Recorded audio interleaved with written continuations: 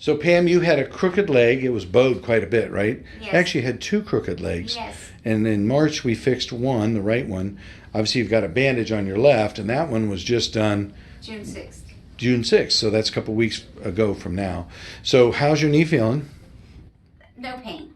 No pain. No pain. Here's that $5 I promised you to say that. All right, so let's stand up and let's walk. I mean, as your walker's over here, but you're not even using it, are you? No, I'm not using it. So you need to get your muscles a little stronger, Yeah. and you're walking pretty well. Let's keep moving over by the door.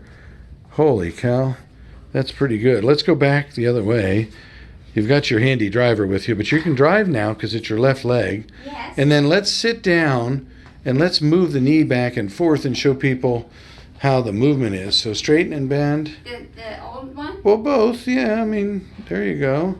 How about the one we just worked on? How's that doing? So that needs a little more work to straighten, doesn't Yes. it? So we're going to say, are you pretty happy you had this done? I am absolutely spantanular. That's pretty good. Yeah. So it got to help get your life back, right? It did. Because your leg Dr. was saved my really life. bowed. We could probably show the x-ray to somebody, but they wouldn't believe it. But we could almost throw a football between your legs before, Oh, I right? know. It They were was so bowed. embarrassing. And you weren't even on a horse, were you? No. All right. All right. So you'd recommend a knee replacement using robotic guidance to I people? recommend Dr. Urse. Oh, well, that's even better. All right. Yes. Well, thank you very much. Okay.